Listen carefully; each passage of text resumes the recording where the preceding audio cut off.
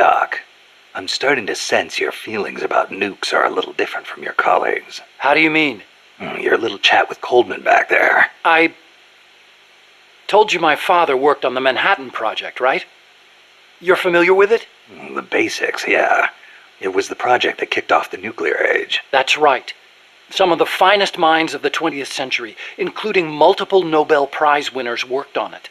They spent over $2 billion, and that's in 1940s money. It culminated in the successful nuclear test at Alamogordo on July 16, 1945. And the first use in combat a few weeks later.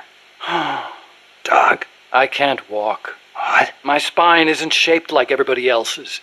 I can't move my lower body, so I've never taken a single step, not since I was born. What's that got to do with your dad being in the Manhattan Project? As a result of his research, my father was exposed to high doses of radiation. It can't be a coincidence that my chromosomes are messed up. That's why I didn't want for these nukes to be another sword of Damocles. I wanted to give them a real purpose, to be a deterrent against war. Doc. And Coldman, we have to stop him, whatever it takes.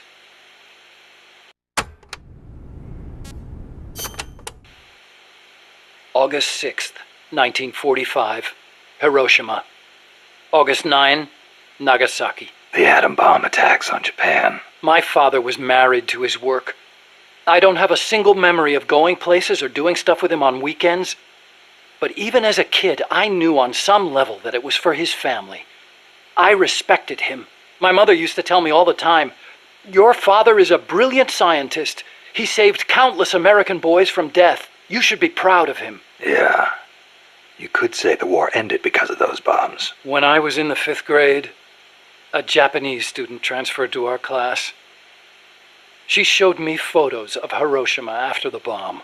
I couldn't believe my eyes. A city of over 350,000 people reduced to a scorch mark on the ground by a single atomic bomb.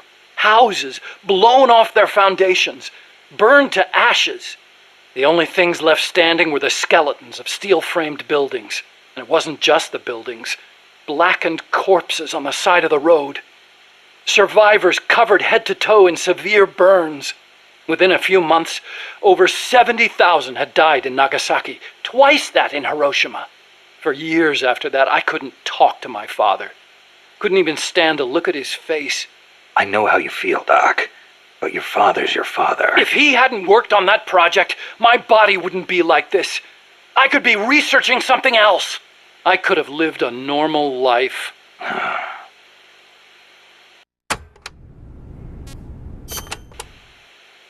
It wasn't so long ago the world stood on the brink of nuclear war. Just over on the other side of the Caribbean. I was 17 at the time. I'd skipped a few grades and was a sophomore at MIT. I remember feeling kind of apathetic about the news that came in every day. It seemed clear to me that as long as they had a grasp of the concept of nuclear deterrence, there was nothing to fear.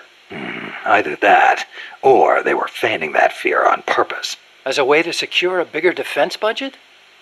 I can see that. But if that was their plan, it kind of backfired. Because it ushered in the era of détente between East and West. Coldman's really gonna do it this time.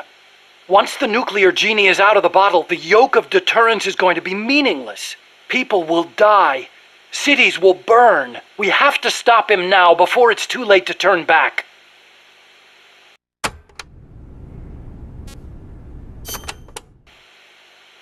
So you've been doing nuclear research your whole life? No, not really. At first I wanted to be an aerospace engineer. For me, the Sputnik launch was a good shock, not a bad one. I thought the age when science was used for war was over, and that a glorious age of space exploration was dawning. The year I skipped ahead and got into MIT, Gagarin went into orbit, which made me more excited than ever. Of course, even back then, I knew the space race was just another facet of the Cold War. Moscow had a leg up on us, and we were desperate to catch up. I know. But for me, it was a happy time. I joined NASA, got to do the kind of research I loved. Our nation's prestige hinged on our work. They gave us whatever resources we asked for. I knew you could turn a rocket into an ICBM by fitting it with a nuclear warhead, but that didn't bother me so much. It didn't last long, though. The space and nuclear arms races took up enormous sums of money. America beat Russia to the moon, but that's where it ended. Then came détente. Exactly. NASA's budget was slashed as a result. My father being a nuclear expert and all, they put me to work on a more obvious deterrent: missiles. At NASA, I'd been researching a locomotion system for lunar exploration. Tires aren't suited to driving around on the moon, you know. And that's how I caught Coldman's eye.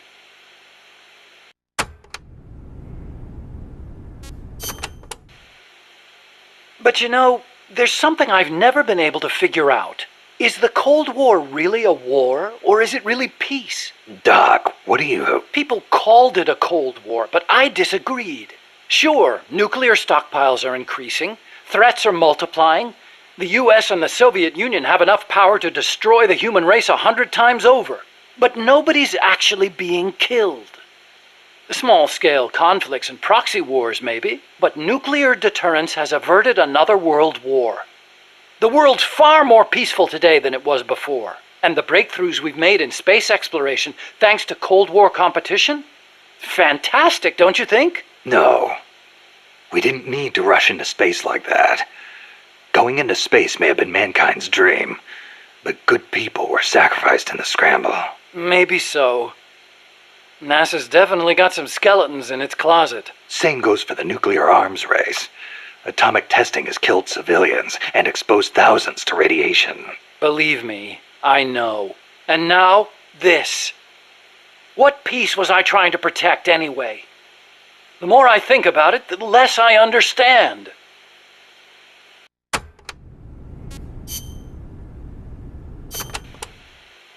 Let's speak in hypotheticals for a minute. Say you wanted to make a clone of yourself. A clone?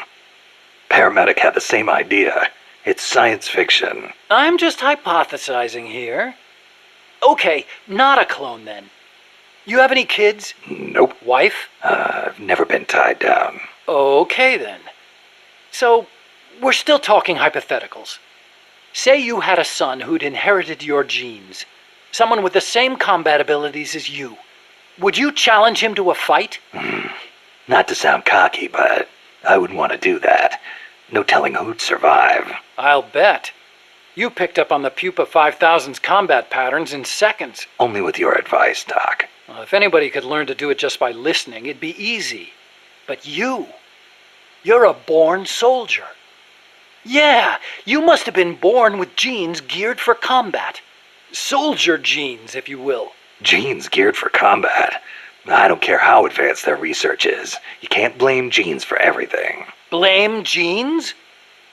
You think it's funny? What? You think genes have nothing to do with this body I was born with? I don't know. Look, that fear of facing someone of equal ability in combat, imagine that on a strategic scale. That's the concept of nuclear deterrence.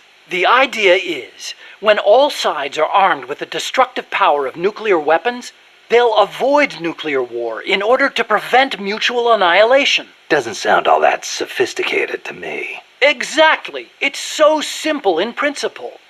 But because it's so simple, whether or not it works properly depends on the people involved. In that sense, what we're looking at now is a malfunction in deterrence theory. Coldman. You got it. Please, Snake, don't let deterrence die.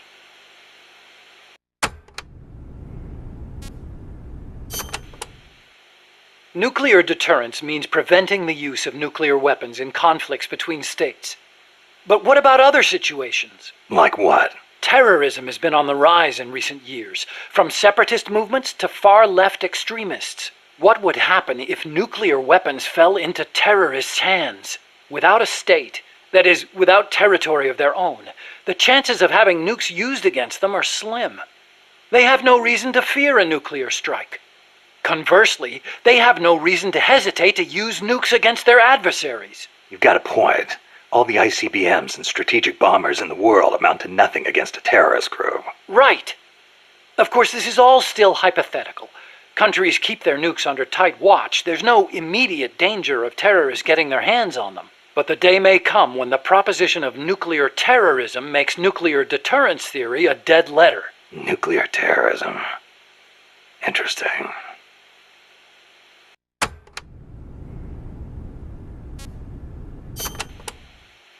What are we gonna do, Snake? If Peace Walker attacks Mother Base... Relax. We've got the entire MSF out to make sure that doesn't happen. Yeah, but Peace Walker's missiles have 1 megaton warheads. The fireball alone would be a mile in diameter.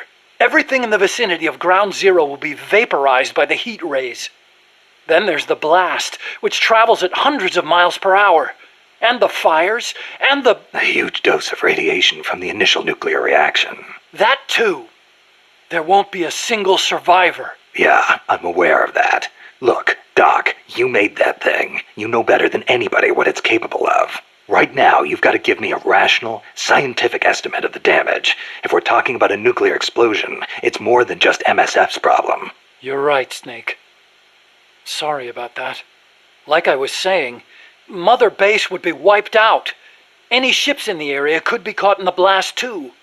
We'd need to send out a warning. The thing to worry about most is the fallout. The dust of death.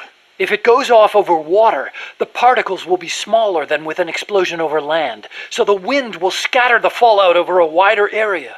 Clouds will form around the salt crystals in the seawater, causing contaminated rain to fall downwind. Yeah, got a taste of that myself. On Bikini Atoll? That's right. The 1954 Castle Bravo test created fallout 300 miles downwind.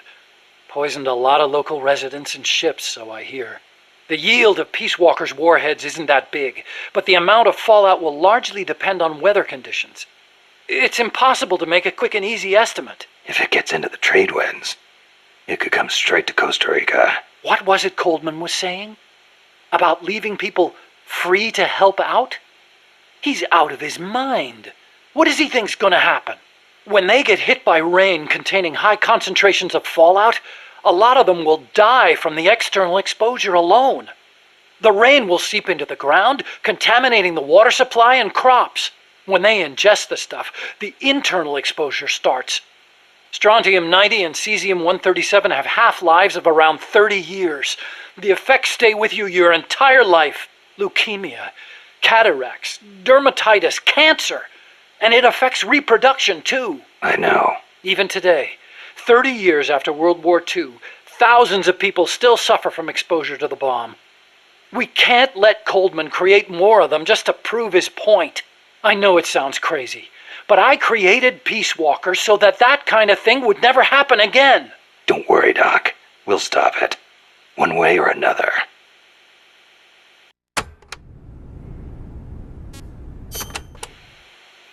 I gotta say, I'm surprised you helped us arm Metal Gear with nukes. What of it? Don't get me wrong, I'm grateful and all, but you sure about this? They may be for MSF self-defense, but they're still nukes. It's essentially the same thing as Peace Walker, which you despised. See, that's exactly it. What is? You don't hide your motives. You tell the truth. That's what makes you different from those CIA bastards. They lay on the charm, win you over. And then, when things get hairy, they turn their backs on you. I'm just telling it like it is. Which is why I get the feeling that you wouldn't be stupid enough to use them. Okay, I'll come out and say it. I trust you. You give me too much credit. You think so? Besides, there's more uses for bipedal locomotion technology than weapons. We make it small enough, and it could have applications in robotics and prosthetic limbs. Maybe one day I'll even be able to walk. Nice thought. I want to stand on my own feet, be master of my own fate, and I'll use your strength to help me do it. If you don't mind, of course. Nah, it's a fair enough deal. Thanks. People can change, I know. But I trust you, Snake. I trust you to be the guy I know now.